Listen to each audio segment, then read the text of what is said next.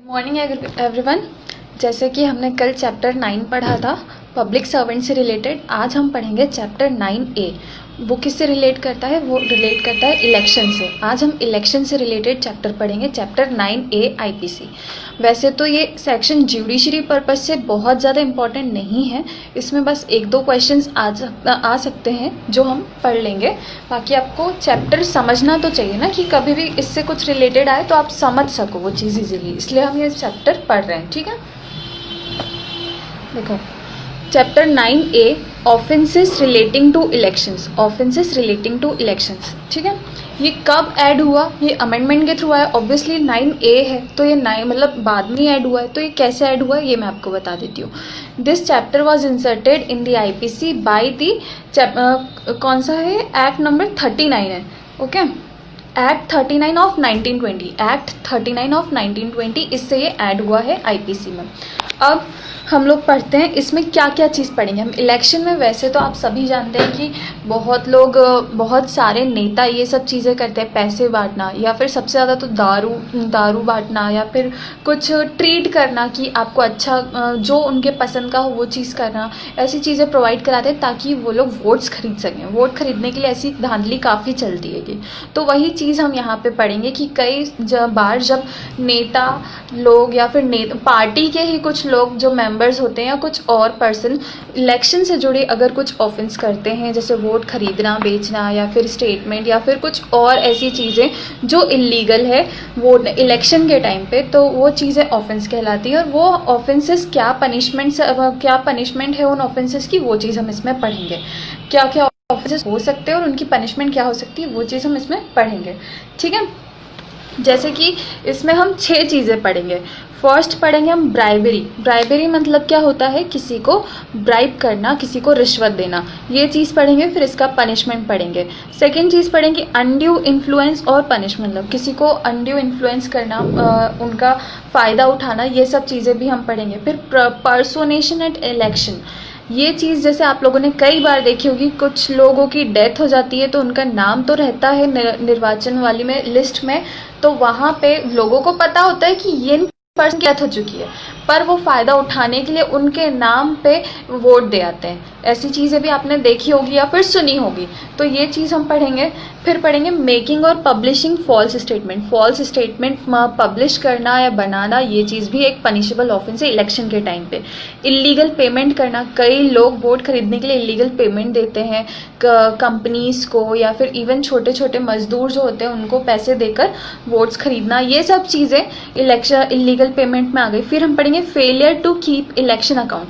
कई बार लोगों को इलेक्शन के लिए पैसे मिलते हैं और पनिशमेंट हम पढ़ेंगे आगे के सेक्शंस में। और पढ़ेंगे हम कैंडिडेट क्या होता है। पॉज हो गया, तो हम स्टार्ट करते हैं चैप्टर 9A आईपीसी सेक्शन से स्टार्ट करते हैं। फर्स्ट सेक्शन है हमारा 171A। ओके, हमने जैसे लास्ट चैप्टर में 171 तक पढ़ा था, अब हमारा चैप्टर जो है उसमें हम पढ़ेंगे, स्टार्टिंग करेंगे 171A से। इसमें सेक्शन कितने हैं? 171A से 171I तक के सेक्शंस हैं। ओके, 171A से 171I तक। तो हम फर्स्ट हमारा सेक्शन पढ़ते हैं। कहते हैं, ये क्या कहता है? कैंडिडेट बताता है कैंडिडेट इलेक्टोरल राइट की डेफिनेशन क्या है, कैंडिडेट और इलेक्टोरल राइट। Okay, 171A। तो ये कहता है for the purpose of this chapter, इस चैप्टर के पर्पस के लिए कैंडिडेट का मतलब है ए, क्लॉज ए बोलता है candidate means a person who has been nominated as a candidate at any election. कोई भी पर्सन जो नॉमिनेट हुआ है इलेक्शन में, वो पर्सन कैंडिडेट कहलाता है। वैसे आपने अगर पढ़ा हो तो हमने इलेक्शन कहाँ पढ़ा था? इलेक्शन हमने पढ़ा था सेक्शन 21 के एक्सप्लेनेशन 3 में। हमने डेफिनेशन पढ़ी थी कि इलेक्शन क्या होता है, वो मैं आपको एक बार और पढ़ के बता देती हूँ। 21 का 3rd एक्सप्लेनेशन क्या था?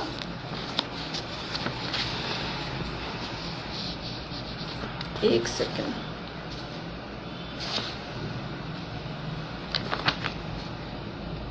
मेरे इसमें कटा हुआ है, ये रहा।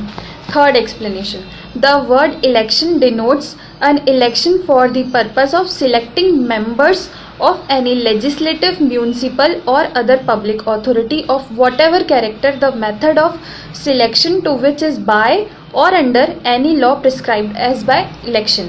हिंदी वाले सुनिए, निर्वाचन शब्द ऐसे किसी विधायी, नगर पालिका या अन्य लोक प्राधिकारी, मतलब कोई भी लेजिस्लेटिव मेंबर होगा या पब्लिक सर्वेंट होगा, कोई भी, ओके, के नाते चाहे वह कैसे ही स्वरूप का हो, सदस्यों के वर्णार्थ निर्वाचन का द्योतक है, जिसके लिए वर्ण करने की पद्धति किसी विधि के द्वारा या अधीन निर्वाचन के रूप में विहित की गई हो।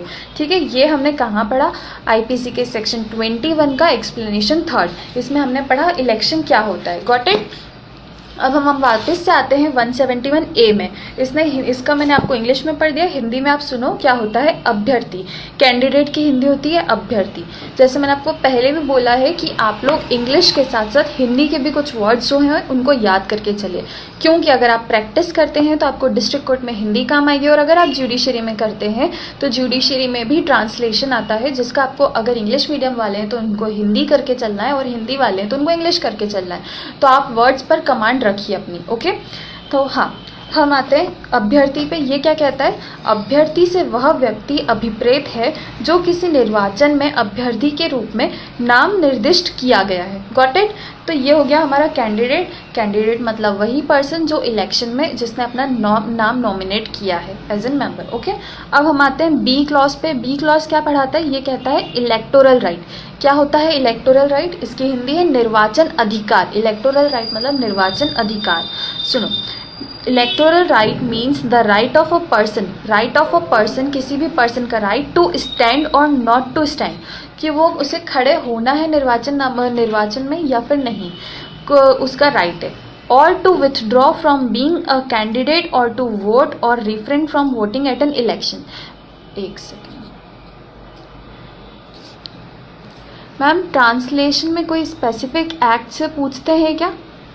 नहीं, ऐसा नहीं है, वो कुछ भी पूछ सकते हैं, पर्टिकुलर एक्ट नहीं पूछते। ओके, ठीक है। देखो, इलेक्टोरल राइट की हिंदी क्या है? निर्वाचन अधिकार से किसी निर्वाचन में अभ्यर्थी के रूप में खड़े होने या खड़े न होने या अभ्यर्थना से अपना नाम वापस लेने या मत देने से विरत रहने, उसको अपना वोट देना है या नहीं देना है, ये सभी क्या कहलाते हैं? Electoral right, okay. किसी व्यक्ति का अधिकार अभिप्रेत है। ये सब चीज़ें हमारे 171A में बताई गई है।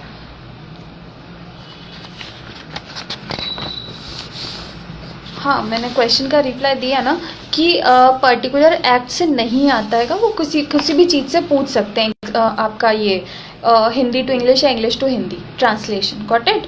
अब हम आते हैं नेक्स्ट सेक्शन पे। नेक्स्ट सेक्शन है हमारा ब्राइबेरी। ब्राइबेरी कहाँ बताया गया? आईपीसी के नेक्स्ट सेक्शन में 171B 171B में। इसमें ब्राइबेरी की हिंदी क्या होती है? रिश्वत। रिश्वत को हम पढ़ते हैं, ओके। अच्छा सुनो, आज जैसे हमारी रोज़ नेक्स्ट क्लास होती है आईपीसी की बाद एविडेंस की, तो आज एविडेंस की क्लास नहीं होगी, ओके। आज सिर्फ आईपीसी की क्लास है, आज एविडेंस की क्लास नहीं होगी। हाँ, तो हम थे ब्राइबेरी पे। ब्राइबेरी क्या कहता है? इसका फर्स्ट सबसेक्शन कहता है, फर्स्ट सबसेक्शन का फर्स्ट क्लॉज क्या बोलता है?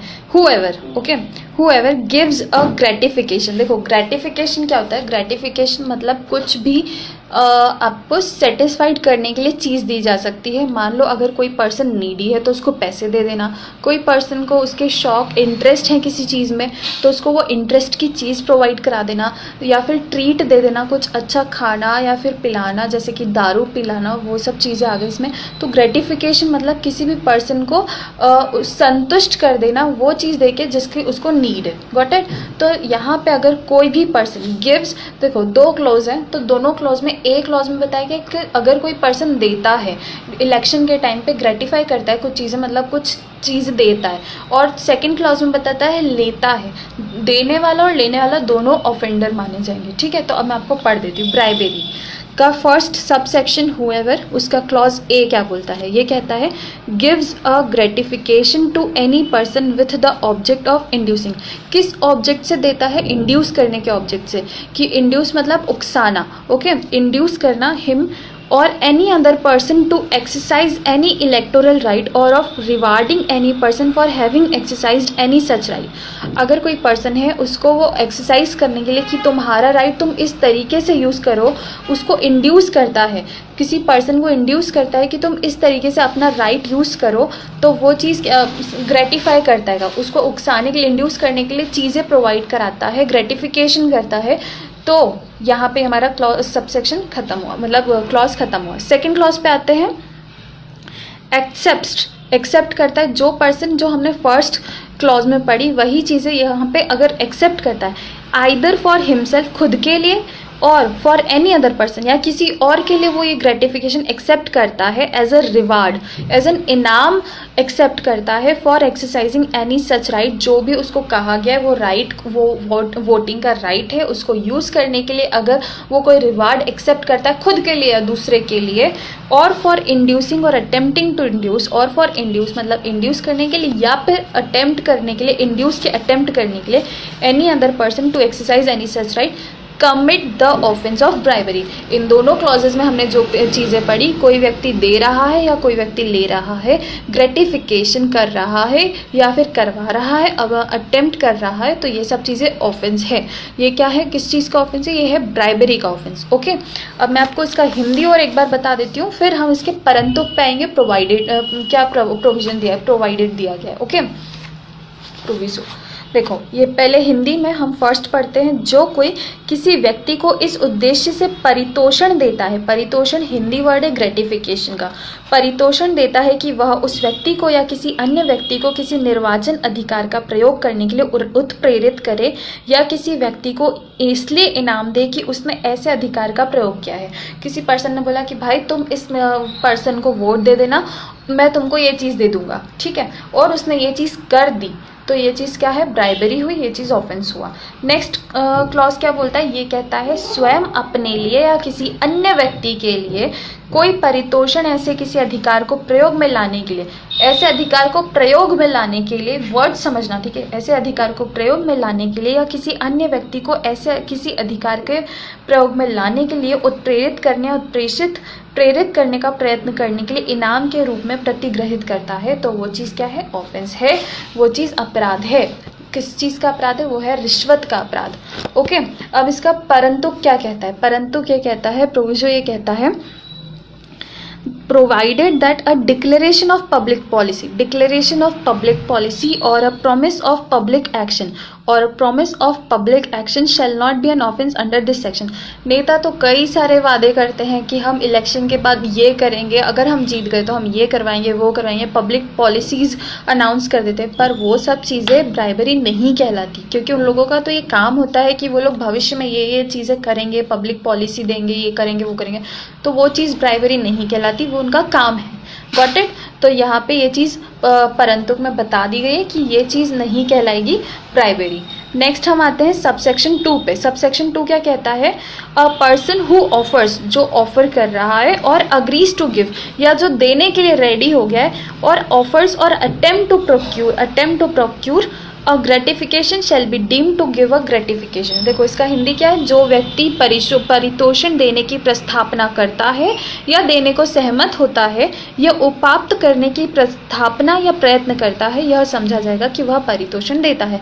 अगर कोई पर्सन है, उसने वो अग्री हो गया है ग्रेटिफिकेशन को देने के लिए या फिर ऑफर करने के लिए, कोई चीज़ ऑफर कर रहा है या फिर अटेम्प्ट कर रहा है, उसने एक्सेप्ट कर लिया, किसी ने डिमांड कर दी कि भाई तुम तो मुझे ये दे दो, मैं तुमको वोट दे दूंगा, ठीक है, इसने सामने वाले ने वोट किया और इसने एक्सेप्ट कर लिया, तो वो चीज़ भी ग्रेटिफिकेशन में आएगी। ओके, ये चीज़ हो गया हमारा सबसेक्शन 2। अब हम आते हैं सबसेक्शन 3 पे। सबसेक्शन 3 क्या कहता है, अ पर्सन हु ऑब्टेन्स और अग्रीज टू एक्सेप्ट और अटेम्प्ट टू ऑब्टेन। ऑब्टेन मतलब पाना। अगर पर्सन कोई पर्सन है जो पाता है, कुछ चीज़ उसको मिल रही है या अग्रीज टू, वो मिल जाएगी, वो इस चीज़ के लिए अग्री कर जाता है कि हाँ ठीक है मुझे चीज़ें मिल जाएगी ग्रेटिफिकेशन की, shall be deemed to accept a gratification, तो वो पनिशेबल होगा ग्रेटिफिकेशन को पाने का। Okay, and a person who accepts a gratification as a motive for doing what he does not intend to do as a reward for doing what he has not done shall be deemed to have accepted the gratification as a reward. देखो ये थोड़ा सा confusing है, तो इसको हमको मैं हिंदी में बताती हूँ, फिर आप समझना इजीली। जो व्यक्ति परितोषण अभिप्राप्त करता है, जो पर्सन ग्रेटिफिकेशन एक्सेप्ट करता है या प्रतिग्रहित करने को सहमत होता है, या फिर वो बोलता है कि हाँ ठीक है मैं तुम्हारा काम कर दूंगा, तुम मुझे ये चीज़ दे देना, या अभिप्राप्त करने का प्रयत्न करता है, यह समझा जाएगा कि वह परितोषण प्रतिग्रहित करता है, यह समझा जाएगा कि उसने ग्रेटिफिकेशन एक्सेप्ट कर लिया। बाद में भले कोई पर्सन देगा पर वो समझा जाएगा कि उसने ग्रेटिफिकेशन एक्सेप्ट कर लिया। और जो व्यक्ति यह बात करने के लिए, जिसे करने का उसका आशय नहीं है, करने के लिए उसका आशय, उसका इंटेंशन नहीं है कि उसको ये चीज़ करनी है, पर वो ग्रेटिफिकेशन के लालच में ये चीज़ें करता है, ओके, हेतु स्वरूप, या जो बात उसने नहीं की है उसे करने के लिए इनाम के रूप में परितोषण प्रतिग्रहित करता है कि वो चीज़ एक्सेप्ट कर लेगा एज एन ग्रेटिफिकेशन, फिर वो भले उसकी इच्छा नहीं करने की पर वो कर देगा, यह समझा जाएगा कि उसने परितोषण को इनाम के रूप में प्रतिग्रहित किया है। तो ये समझा जाएगा कि ग्रेटिफिकेशन जो हुआ है वो उसने as an reward, as an gift ले लिया है। Got it? यहाँ पे हमारा ब्राइबरी का सेक्शन भी होता है ख़त्म। पहले आप समझो ग्रेटिफिकेशन होता क्या है, इसमें मैं आपको बता दूँ। देखो, ग्रेटिफिकेशन रिस्ट्रिक्शन नहीं है कि वो ज़रूरी है कि पैसे ही हो, नहीं, ग्रेटिफिकेशन कुछ भी हो सकता है एज एन ट्रीट, जैसे मैंने आपको बताया। कई मोस्टली तो ग्रेटिफिकेशन जो बहुत ज़्यादा पीते हैं उनको दारू दी जाती है, जो लोग गरीब होते हैं उनको पैसे दिए जाते हैं, साड़ी, जैसे साड़ी बांटना, बर्तन बांटना, ये भी एक तरीके से ब्राइबरी हो गई, वो चीज़ मानी नहीं जाती पर ये चीज़ें हैं। मैम ट्रांसलेशन ये तो हो गया ना। अच्छा, ये मैम कितने बजे क्लास स्टार्ट होती है? क्लास स्टार्ट होती है 9:30 से 10:15 तक आईपीसी की, और 10:15 से 11 बजे तक की एविडेंस की। पर आज एविडेंस की क्लास नहीं होगी, एविडेंस की क्लास आप कल अटेंड कर सकते हैं। ओके, हाँ, तो हम थे, मैं आपको बता रही थी, the term bribery in this section also include bribery of treating which has been defined in section. हाँ, ट्रीट करना, जैसे फ्रेंड्स में तो चलता है ट्रीट कि हाँ चलो आज मैं ट्रीट देता हूँ अपनी तरफ से, पर अगर इलेक्शन में कोई पर्सन ट्रीट करता है, कुछ चीज़ ट्रीट एज एन ट्रीट देता है, तो वो चीज़ सेक्शन 171E में पनिशेबल है। हम पढ़ेंगे आगे उसकी पनिशमेंट क्या है, ट्रीट करने की पनिशमेंट क्या है इलेक्शन के टाइम पे। Got it? अब इसका आप एक केस सुनो, ये केस इंपॉर्टेंट है, तो आप लोग लिखना चाहो तो लिखो। Deepak Ganpatrao Salunkhe versus government of Maharashtra. इस केस में क्या हुआ था, क्या ऑर्डर हुआ था, या क्या जजमेंट हुआ था, ये आप सुनो। That assurance given by a member of ruling political alliance to a political party that if it supports the alliance in the parliamentary election, देखो एक अलायंस थी पॉलिटिकल पार्टी की, उसने दूसरी पॉलिटिकल पार्टी को ये बोला कि अगर आप लोग हमें सपोर्ट करते हैं तो हम आपके मेंबर्स में से किसी एक को सीट देंगे पार्लियामेंट के, अगर पार्लियामेंट इलेक्शन के जो इलेक्शन होते हैं उस टाइम पे अगर आपने हमें सपोर्ट किया तो हम आप में से किसी मेंबर्स को हमारी टीम पार्टी में सीट देंगे। देखो सुनो, one member of that party would be made, अच्छा मैं सीट नहीं, ये कहा गया है कि would be made deputy chief minister, उसको डेप्यूटी चीफ मिनिस्टर बना दिया जाएगा। Does not amount to giving gratification to any individual for exercising his electoral right in a particular manner. तो इसमें ये कहा गया था कि ये चीज़ ग्रेटिफिकेशन में नहीं आएगी, क्योंकि यहाँ पे कोई एक पर्टिकुलर मेंबर को ग्रेटिफाई नहीं किया गया है। यहाँ पे बोल दिया गया कि आप में से किसी को भी अगर हम जीतते हैं तो हम आपको दे देंगे ये, तो यहाँ पे ज़रूरी भी नहीं है कि वो लोग देंगे ही, यहाँ पे उन्होंने सिर्फ ये चीज़ कही है, तो यहाँ पे ये चीज़ ग्रेटिफिकेशन में नहीं आती और वो 171B के तहत पनिशेबल नहीं होगी। 171B के तहत तो बिल्कुल इसके क्या कहते हैं, अट्रैक्ट नहीं करती इस सेक्शन को ये चीज़। ओके, तो यहाँ पे हम ये सेक्शन ख़त्म हुआ। अब हम आते हैं आईपीसी के नेक्स्ट सेक्शन पे 171C। 171C क्या कहता है? ये कहता है अनड्यू इन्फ्लुएंस एट इलेक्शंस। इसकी हिंदी क्या है? निर्वाचनों में असम्यक असर डालना। एक सेकेंड, मैम एक बार केस नेम फिर से रिपीट कर दो प्लीज। अच्छा बिल्कुल। Deepak Ganpatrao Salunkhe versus government of Maharashtra. Deepak Ganpatrao Salunkhe versus government of Maharashtra. हाँ, Deepak Ganpatrao Salunkhe versus government of Maharashtra. Okay, अब मैं आती हूँ नेक्स्ट सेक्शन पे। नेक्स्ट सेक्शन है हमारा 171C। ये क्या कहता है? Undue influence at elections. इसकी हिंदी है निर्वाचनों में असमयक असर डालना। निर्वाचनों में असमयक असर डालना। अब ये क्या एक्सप्लेन करता है वो आप सुनिए। सबसेक्शन 1 कहता है असमयक असर मतलब क्या होता है? अनुचित प्रभाव डालना। अनड्यू इन्फ्लुएंस मतलब किसी अनुचित मतलब जो गलत है वैसा प्रभाव डालना, किसी को प्रभावित करना उन चीज़ों को। अब वो आप चीज़ आपको मैं एक्सप्लेन करती हूँ तो आपको पर्टिकुलर ये वर्ड समझ आएगा। ओके, ये कहता है फर्स्ट हमारा सबसेक्शन कहता है whoever voluntarily interferes or attempt to interfere with the free exercise of any electoral right commits the offense of undue influence at an election। कोई भी पर्सन अपनी इच्छा से, एक सेकेंड, एक बार केस फिर से रिपीट कर, नहीं, अच्छा ओके ठीक है।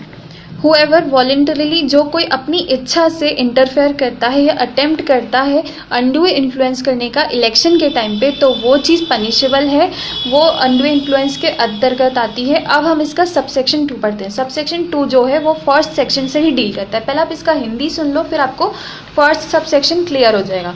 ये क्या कहता है? जो कोई किसी निर्वाचन अधिकार के निर्बाध प्रयोग में स्वेच्छा हस्तक्षेप करता है या हस्तक्षेप करने का प्रयत्न करता है। यहाँ पे भी प्रयत्न आ रहा है, भले कोई कर चुका है या फिर प्रयत्न कर रहा है उन चीज़ों को करने की, ठीक है, तो वह निर्वाचन में सबसेक्शन 2 पे आता है। सबसेक्शन 2 है इसका, वो सबसेक्शन 1 से डील करता है। 1 में जो चीज, हाँ, तो मैं बता रही थी सबसेक्शन 2 जो है वो से ही डील करता है, उसी के आगे का ही देखो। Without prejudice to the generality of the provision of subsection 1 whoever, कोई भी, देखो हिंदी क्या बोल रही है, उपधारा 1 के उपबंधों की व्यापकता पर प्रतिकूल प्रभाव डाले बिना जो एक सबसेक्शन 1 के ऊपर प्रतिकूल प्रभाव बिना जो कोई, फर्स्ट क्लॉज क्या बोलता है इसका?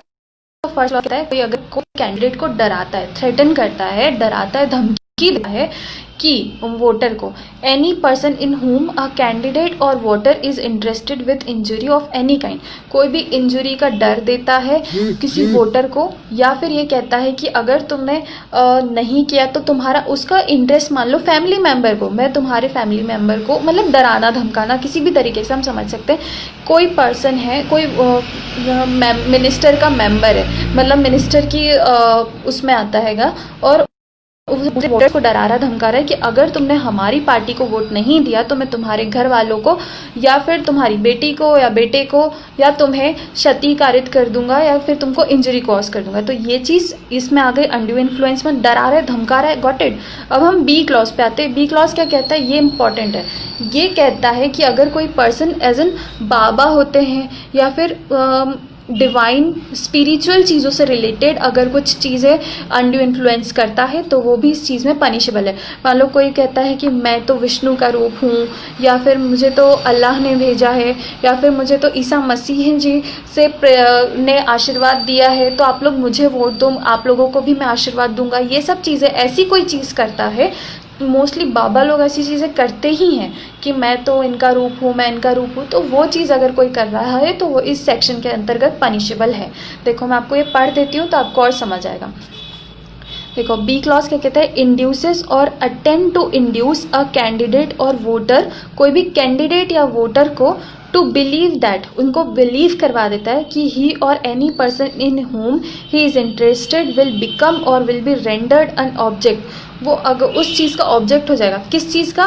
डिवाइन डिस्प्लेजर का, डिवाइन डिस्प्लेजर मतलब को नाराज़ हो जाएंगे अगर आपने हमको वोट नहीं दिया, अगर आपने हमारी बात नहीं मानी तो डिवाइन डिस्प्लेजर हो जाएगा, मतलब भगवान जी आपसे दुखी हो जाएंगे। ये चीज़ें अगर वो कहता है जिससे कि सामने वाला उत्प्रेरित हो जाए और वो उनकी बातों में आ जाए और वो जैसा जैसा कहे वैसा वो अगर करे तो ये चीज़ इसके अंदर पनिशेबल है, डिवाइन डिस्प्लेजर और स्पिरिचुअल सेंसर।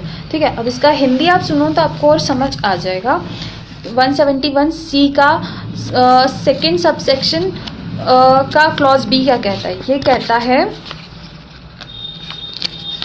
किसी अभ्यर्थी या मतदाता को, अभ्यर्थी यानी कैंडिडेट भी आ गया यहाँ पे, कैंडिडेट या फिर मतदाता वोटर जो है को यह विश्वास करने के लिए उत्प्रेरित करता है या उत्प्रेरित करने का प्रयत्न करता है कि वह या कोई ऐसा व्यक्ति जिससे वह हितबद्ध है देवी अप्रसाद या आध्यात्मिक परिनिंदा का भाजन हो जाएगा।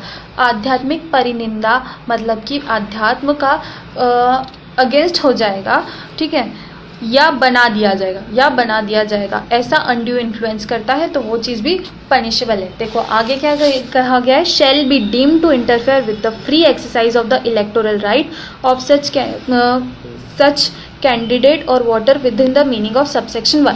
इसका हिंदी ये कहता है यह समझा जाएगा कि वह उपधारा 1 के अर्थ के अंतर्गत ऐसे अभ्यर्थी या मतदाता के निर्वाचन के निर्बाध प्रयोग में हस्तक्षेप करता है। तो हमने अभी जो 2 क्लोज पढ़े कि एक तो धमकी दे रहा है, डरा रहा है, दूसरा ये हमारा भगवान जी से रिलेटेड अगर कुछ अनड्यू इन्फ्लुएंस करता है तो वो चीज़ें दोनों ये क्लॉजेस हमारा जो सब सेक्शन 1 है उसके अंतर्गत पनिशेबल होंगे। सब सेक्शन 1 में जो हमने अनड्यू इन्फ्लुएंस की डेफिनेशन पढ़ी वो इस चीज़ के अंतर्गत आ जाएगा। Got it. अब हम आते हैं क्लॉज सब सेक्शन 3 पे। हमारा सब सेक्शन 3 क्या कहता है, a declaration of public policy, a declaration of public policy or a promise of public action or the mere exercise of a legal right, the mere exercise of a legal right without intent to interfere with an electoral right shall not be deemed to be interference within the meaning of this section। अब इसका हिंदी क्या है, लोक नीति की घोषणा या लोक कार्यवाही का वचन या किसी वैध अधिकार का प्रयोग मात्र जो किसी निर्वाचन अधिकार में हस्तक्षेप करने के आशय के बिना है, इस धारा के अंतर्गत हस्तक्षेप करना नहीं समझा जाएगा। व्हाट इट, ये भी सिंपल सा है कि अगर कोई कुछ डिक्लेयर करता है पब्लिक पॉलिसी का या फिर कोई प्रॉमिस करता है कि पब्लिक को कि वो ऐसा करेगा, मिनिस्टर्स जनरली करते हैं जैसे, तो of a legal right without intent to interfere with an electoral right shall not be deemed to be interference within the meaning of, तो वो इस चीज़ के अंतर्गत नहीं आते क्योंकि हम लोगों का तो काम होता है वादे करना, झूठे वादे करना, फिर कुछ सही भी हो जाते हैं पर मोस्टली तो निकल जाते हैं ऐसे ही, तो वो लोग जो बोलते हैं वो चीज़ इस चीज़ के अंतर्गत नहीं आएगी, 171C के अंतर्गत नहीं आएगी, अनड्यू इन्फ्लुएंस में नहीं आएगी। अब इसका आप केस नोट करो, इसका केस भी अच्छा हैगा, राजदेव वर्सेस गंगाधर, राजदेव वर्सेस गंगाधर। इसमें क्या कहा गया था, जो अपीलांट थे, जो अक्यूज्ड थे, उन्होंने कहा था, वो उन्होंने canvassed that he being a Chalanti Vishnu himself, उन्होंने अपने आप को विष्णुदेव का अवतार माना था, उन्होंने कहा था कि मैं विष्णुदेव का अवतार हूँ और रिप्रेजेंटेड द गॉड जगन्नाथ, और मैं जगन्नाथ जी को रिप्रेजेंट करता हूँ, जो हमारे भगवान जी है जगन्नाथ जी उनको रिप्रेजेंट करते, and therefore whoever does not vote in his favor, तो जो भी उनके फेवर में वोट नहीं करेगा, उनके फेवर में वोट नहीं करेगा, would be offender of Hindu religion, वो हिंदू धर्म के अगेंस्ट माना जाएगा और हिंदू धर्म का ऑफेंडर माना जाएगा, अपराधी माना जाएगा। Okay, and Lord Jagannath and इनकर हिज डिस्प्लेजर, लॉर्ड जगन्नाथ जो हमारे जगन्नाथ भगवान जी है उनका डिस्प्लेजर झेलेगा, उनका प्रकोप झेलेगा। Got it. अब this propaganda by accused was held to be an offence punishable under section 171C, तो 171C के तहत पनिशेबल है क्योंकि कोई भी भगवान का अवतार है, वो पहली बात तो इलेक्शन में अगर नहीं खड़े होंगे, वो ऐसे ही सब कुछ अच्छा करेंगे, तो इलेक्शंस की तो ज़रूरत होगी नहीं उनको कुछ अच्छा काम करने के लिए। तो यहाँ पे राजदेव वर्सेस गंगाधर, राजदेव वर्सेस गंगाधर इस चीज़ के तहत ऑफेंडर माने गए थे, 171C में आ गए थे उनको। ठीक है, इसकी पनिशेबल कहाँ बताई गई, देखो बी में जो ब्राइबरी थी ना, ब्राइबरी मैंने आपको पढ़ाई 171B में, उसकी पनिशेबल कहाँ बताइए, ई में, 171E में। और ये जो हमने अनड्यू इन्फ्लुएंस पढ़ा है, इसकी पनिशमेंट कहाँ है, इसकी पनिशमेंट है 171F में। गॉट इट, ये चीज़ हो गई। अब हम आते हैं नेक्स्ट सेक्शन पे, 171D, आईपीसी का नेक्स्ट सेक्शन है 171D। ये क्या कहता है? पर्सोनेशन ऑफ इलेक्शन। पर्सोनेशन ऑफ इलेक्शन ये क्या, किस चीज़ से इसकी हिंदी है? निर्वाचनों में प्रतिरूपण। निर्वाचनों में प्रतिरूपण। देखो पर्सोनेशन वर्ड आप लोग पहले भी सुन चुके हैं, अभी भी मैं आपको बता देती हूँ। कई बार कोई किसी और के नाम का यूज़ करता है, वो सामने वाले को पता भी नहीं होता है कि वो अपने उसके नाम का या उसकी पहचान का यूज़ कर रहा है। तो इलेक्शन में भी कई बार होता है कि कोई किसी और के नाम का होके चले जाता है और उसका फ़ायदा उठाता है, तो वही चीज़ यहाँ पे बताई गई है, प्रतिरूपण। पर्सोनेशन एट इलेक्शन ये क्या कहता है?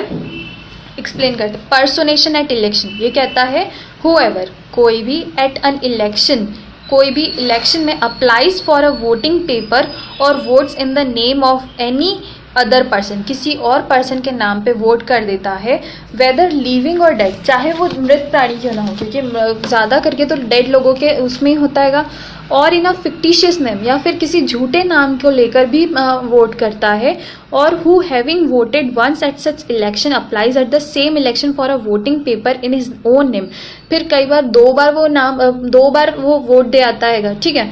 एंड हु एवर अबेट्स, यहाँ पे अबेट आ गया, okay, who ever abets, procures or attempt to procure the voting by any person in such way commits the offense of personation at an election। वो कोई भी ऐसी चीज़ें कर रहा है, कुछ चीज़ पाने के लिए बार बार वोट दे रहा है या किसी और के नाम पे वोट दे रहा है, पर्सोनेशन कर रहा है, तो वो इस चीज़ें इस सेक्शन के अंतर्गत पनिशेबल होगा।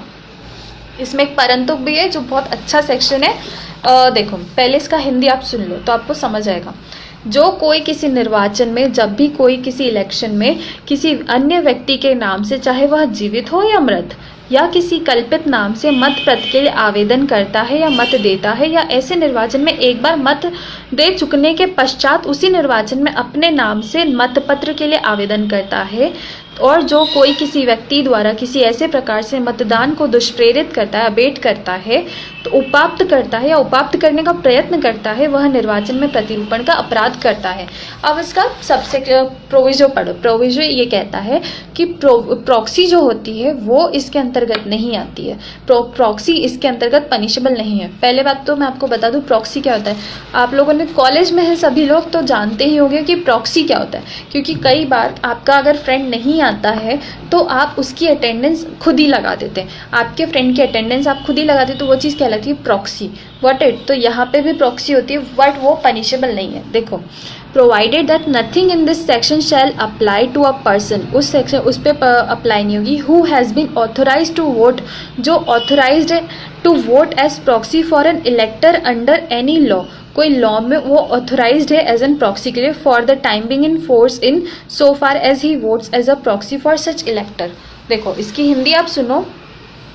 इस धारा की कोई बात ऐसे व्यक्ति पर लागू नहीं होगी जिसे तत्समय प्रवर्त किसी विधि के अधीन एक निर्वाचन के लिए प्रॉक्सी के रूप में मतदान करने के लिए प्राधिकृत किया गया है।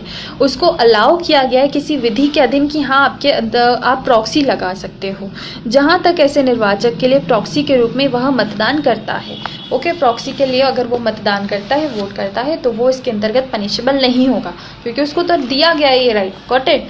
यहाँ पे हमारा सेक्शन 171D भी खत्म हुआ। अब हम आते हैं नेक्स्ट सेक्शन पे। हमारा नेक्स्ट सेक्शन है 171E। इसमें जो पनिशमेंट बताया गया, जैसे मैंने आपको बताया था ब्राइबरी की पनिशमेंट, वो इसमें बताई गई है। ब्राइबरी की पनिशमेंट क्या होगी मैं आपको पहले एक्सप्लेन कर देती हूँ, फिर आपको समझाती हूँ। Whoever commits the offence of bribery shall be punished with imprisonment of either description। either description मतलब रिगरस या फिर simple imprisonment for a term which may extend to 1 year. 1 साल तक की उसको सजा मिलेगी, इम्प्रिजनमेंट मिलेगा, जेल की सजा होगी विथ फाइन और विथ बोथ। ओके, अब इसका परंतुक सुनिए। इसमें जैसे मैंने आपको बताया था कि अगर कोई ट्रीट करता है इलेक्शन के लिए तो फिर वो चीज़ भी पनिशेबल है। वो चीज़ यहाँ पे पनिशेबल है, क्योंकि वो चीज़ भी ट्रीट करना भी इलेक्शन के टाइम पे ब्राइबरी माना जाएगा। Provided that bribery by treating shell be punished with fine only.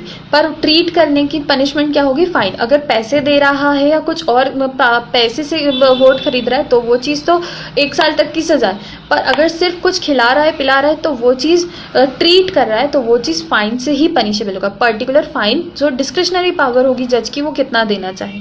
अब इसमें एक्सप्लेनेशन दिया हुआ है कि ट्रीटमेंट क्या होता है, ट्रीटिंग क्या होता है। ट्रीटिंग मतलब treating means that form of bribery where the gratification consist in, जब ग्रेटिफिकेशन जो होता है जो हमने पढ़ा ब्राइबरी में, ग्रेटिफिकेशन अगर फूड हुआ, ड्रिंक हुई, एंटरटेनमेंट हुआ, जो इस प्रोविज़न में ब्राइबरी है उसका मतलब अगर मतलब ग्रेटिफिकेशन है वो अगर फूड ड्रिंक या एंटरटेनमेंट हुआ, इन तीनों में से कोई चीज़ हुई तो वो चीज़ यहाँ पे सिर्फ फाइन से पनिशेबल है।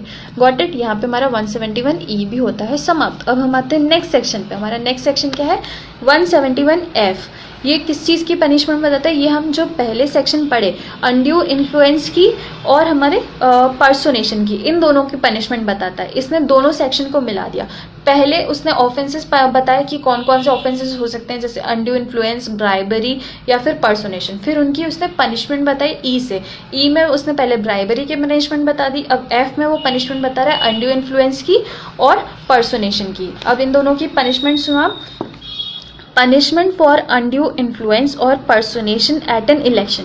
फिर से कह रही हूँ, पनिशमेंट फॉर अनड्यू इन्फ्लुएंस और personation at an election.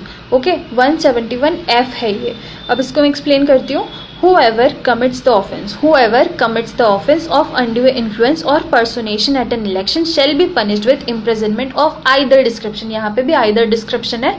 For a term which may extend to 1 year or with fine or with both। उसको 1 साल तक की सज़ा, with fine और with both, ये 3 सज़ा मतलब ये सज़ा मिलेगी जो भी पर्सोनेशन का, प्रतिरूपण का काम करता है या अनड्यू इन्फ्लुएंस असमयक अपराध करते हैं तो उनको ये पनिशमेंट मिलेगी। इलेक्शन के टाइम जो कर रहे हैं 1 साल की सज़ा विद कोई भी डिस्क्रिप्शन की, विद फाइन और विद बोथ। अब हम आते हैं नेक्स्ट सेक्शन पे। आईपीसी का नेक्स्ट सेक्शन है 171G। ये क्या कहता है? False statement.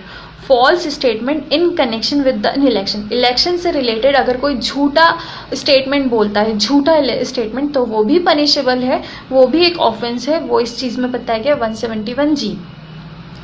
Whoever with intent to affect the result of an election makes or publishes any।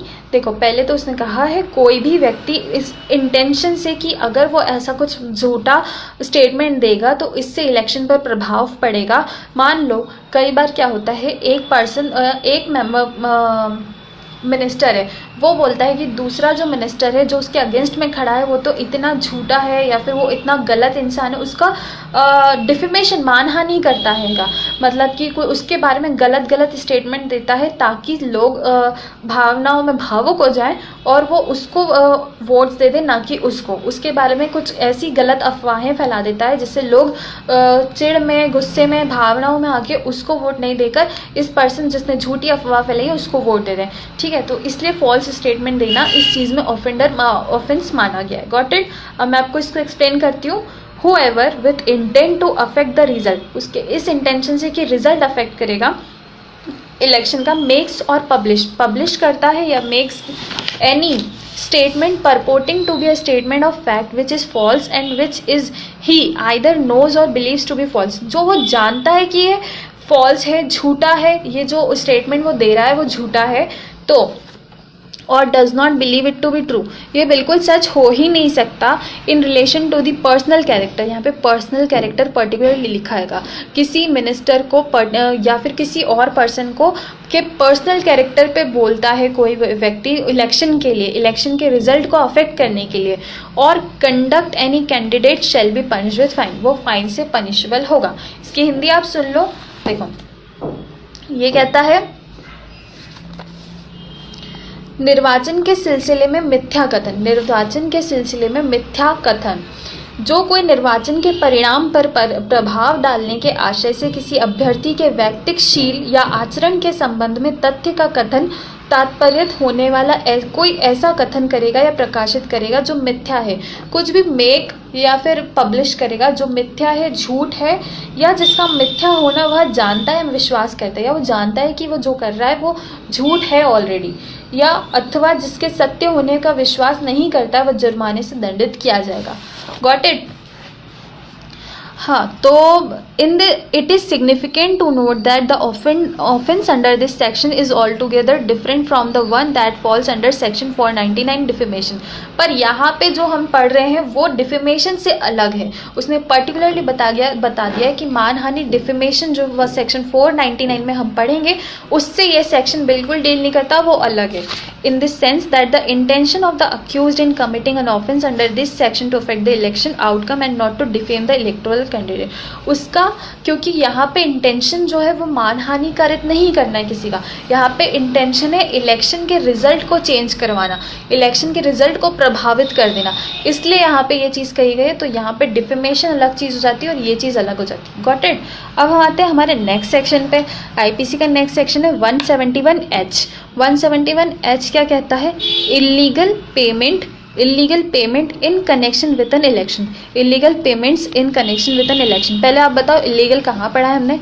Illegal पढ़ा है हमने आईपीसी के सेक्शन 43 में। आईपीसी का सेक्शन 43 डील करता है इलीगल से, ओके, उसमें एक्सप्लेन किया था। हाँ, तो इसका हिंदी आप सुनिए पहले। निर्वाचन के सिलसिले में अवैध संदाय। निर्वाचन के सिलसिले में अवैध संदाय, देखो ये क्या एक्सप्लेन करता है? Whoever without the general और special authority, without the general और special, उसको कोई special authority नहीं दी गई है, in writing of a candidate incurs और authorizes expenses, कुछ खर्च करता है on account of the holding of any public meeting और upon any advertisement circular। जैसे advertisement obviously ministers तो करते हैं, मंत्री लोग पोस्टर्स लगाना या फिर कुछ भी प्रमोशन करने के लिए बहुत सारी चीज़ें करते हैं, एडवर्टाइज करते हैं, सर्कुलर बांटते हैं और पब्लिकेशन करते हैं। In any other way whatsoever for the purpose of promoting और procuring the election of such candidate shall be punished with fine which may extend to 500। मात्र 500 रुपये का फाइन लगेगा अगर कोई भी पर्सन ऐसा कुछ करता है तो, ओके। इसके आगे इसका परंतु दिया हुआ है, परंतु प्रोविजन हम प्रोवाइडेड बाद में पढ़ेंगे, पहले आप इसका हिंदी सुनो। ये क्या कहता है? जो कोई किसी अभ्यर्थी के साधारण या विशेष लिखित प्राधिकार के बिना ऐसे अभ्यर्थी का निर्वाचन अग्रसर करने या निर्वाचन करा देने के लिए कोई सार्वजनिक सभा करने में या किसी विज्ञापन, परिपत्र या प्रकाशन पर या किसी भी अन्य ढंग से व्यय करेगा, खर्च करेगा अलग तरीके से, जो उसको लीगली तो करना चाहिए वो चीज़ वो कर रहा है, पर इलीगल तरीके से भी अगर वो कुछ कर रहा है, कुछ एडवर्टाइज प्रमोट कर रहा है, तो वो 500 रुपये से दंडित किया जाएगा। Got it? अभी हम इसके प्रोविजो पर आते हैं। प्रोविजो क्या कहता है? Provided that if any person having incurred any such expenses not exceeding the amount of 10 rupees, अगर वो 10 रुपये से ज़्यादा का खर्च नहीं कर रहा है, without authority obtains with in 10 days from the date on which such expenses were incurred, the approval in writing and the candidate, he shall be deemed to have incurred such expenses with the authority of the candidate। इसका आप हिंदी सुनो।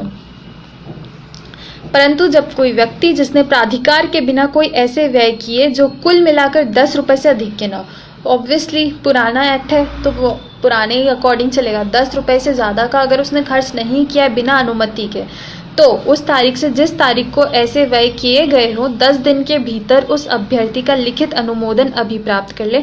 10 दिन के अंदर वो लिखित में अभिवेदन मतलब अथॉरिटीज़ का अनुमोदन अभिप्राप्त कर ले, अनुमोदन अभिप्राप्त कर ले। 10 दिन के अंदर अथॉरिटीज़ उसको अलाउ कर दे कि हाँ तुम ये खर्च कर सकते हो, तो यह समझा जाएगा कि उसने ऐसे व्यय उस अभ्यर्थी के प्राधिकार से किए। तो ये समझा जाएगा कि उसने वो राइट, वो जो खर्चे किए हैं वो अधिकार से किए हैं, किसी ने उसको अथॉरिटी दी है कि हाँ आप ये चीज़ें खर्च कर सकते हो, तभी उसने ये किया, ये माना जाएगा।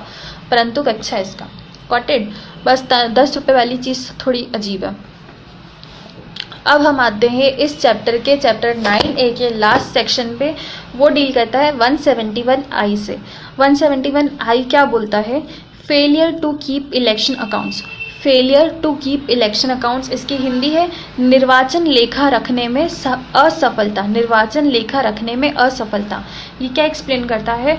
whoever being required by any law, जिसको लॉ में रिक्वायर किया गया है for the time being in force, जो उस लॉ, जो वो लॉ उस टाइम पे चल रहा है, फोर्स में है, any rule having the force of law, any rule having the force of law to keep such accounts, उसको अकाउंट्स रखने हैं, of expenses incurred at or in connection with an election fails to keep such account, वो इन accounts को रखने के लिए liable है, वो एक पर्सन है जो लाइबल है कि इलेक्शन में जितना भी खर्च हुआ है उसकी पूरी लेखा जोखा रखे, सारे अकाउंट्स मेंटेन करे, पर वो फेल हो जाता है इन अकाउंट बनाने में, अकाउंट्स रखने में। कई बार तो लोग जान करके करते हैं क्योंकि वो ज़्यादा एक्सपेंसेस कर चुके होते हैं, या फिर उन्होंने उनको जितना मिला है उससे कम करते हैं और बाकी के पैसे हड़प लिए, तो इसलिए कई बार लोग जान करके भी अकाउंट मेंटेन नहीं करते।